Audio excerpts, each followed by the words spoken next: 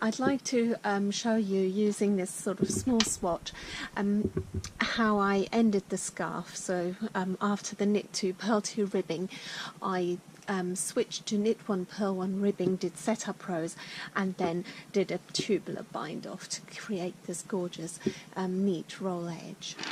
So here's my little swatch, only 20 stitches, I've got 40 on the main scarf.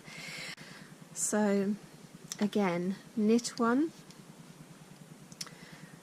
slide the first one purlwise and the next one knitwise, take the left needle and insert it from right to left into both stitches, purl the next stitch, knit the next stitch, purl the next stitch.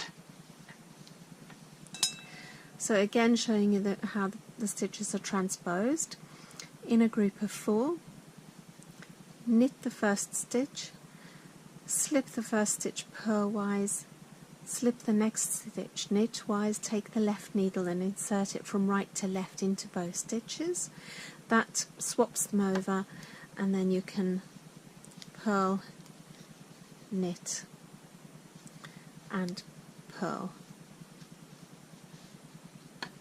So there you've created knit 1 purl 1 rib out of knit 2 purl 2 rib.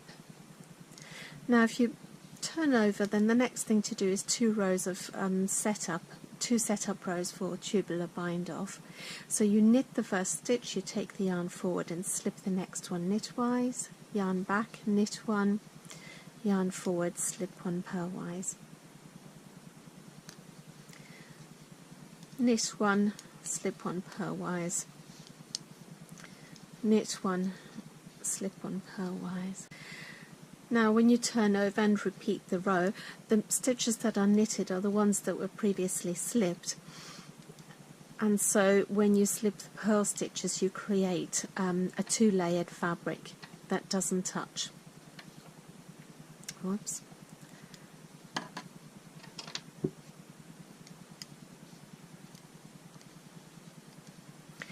These 2 separate rows, these 2 rows that don't touch, create the lovely rounded effect to the sewn bind off.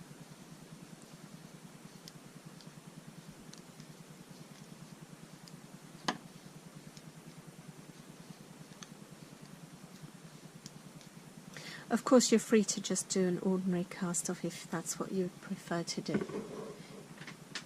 So I'm going to use a tapestry needle or a wool sewing needle. This is a wool sewing needle. It has a large eye so that you can get the wool through it, and it has a blunt point. I'm going to measure off the yarn so that I have roughly 4 times the length of the edge that I'm going to bind off, maybe just a little bit more. Snip it off and thread it onto a tapestry needle.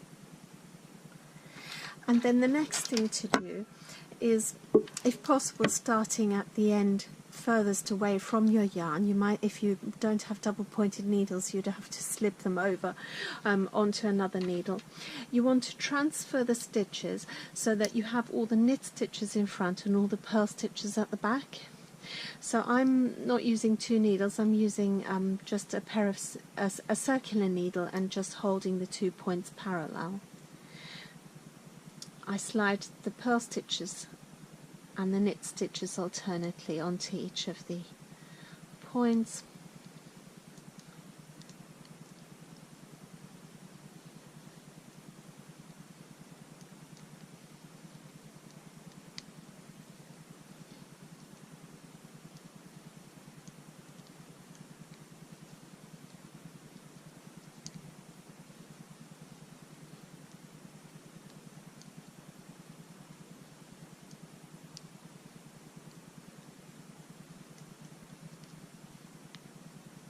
Now this sewn bind off is also called Kitchener stitch, and in Reversible Knitting by Lynn Bard, on a page 183 or 184, it's referred to as Kitchener Plus, and I promise you, if you read those instructions, you just won't need any more instructions ever again. You could of course watch my video over and over if you needed to remind yourself, but to be honest, once I started doing it the way that it's explained in that book, I don't actually watch videos anymore. I can do it by heart.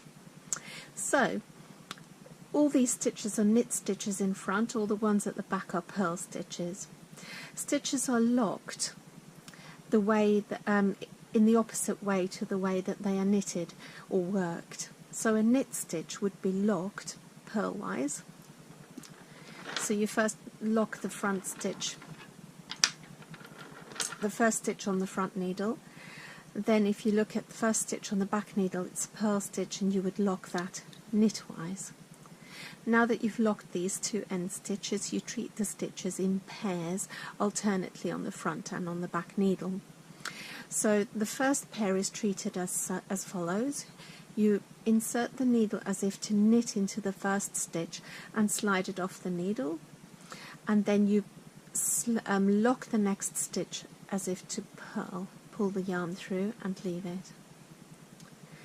On the back needle you go through purlwise and off the needles, and then you lock the next stitch knitwise.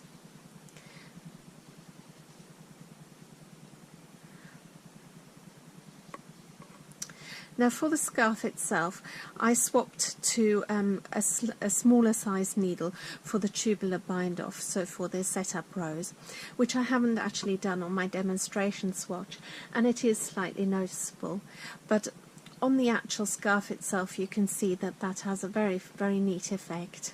So here are very large loops for you to be able to follow. Knit and off, purl and pull the yarn through.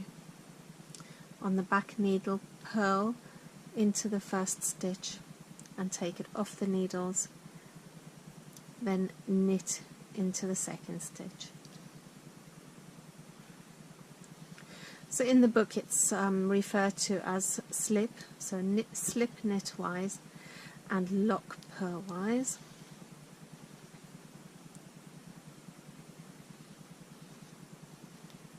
Pull through, and on the back needle it's purl, so slip purlwise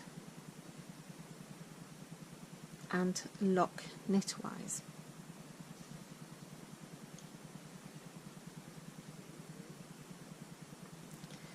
Slip knitwise and off, lock purlwise. On the back needles, slip purlwise and off and lock knitwise. Slip and lock,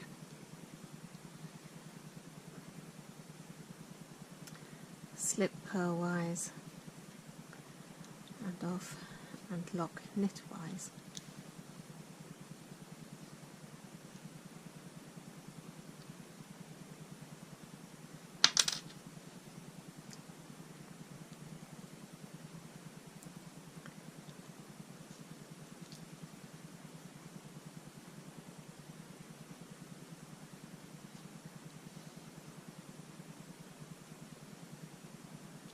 Make sure that you pull the yarn after each pair of stitches so that you don't have any loose loops.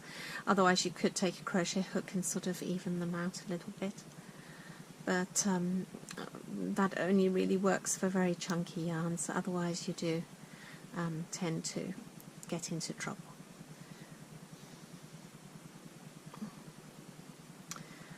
So slip knitwise and off, lock purlwise.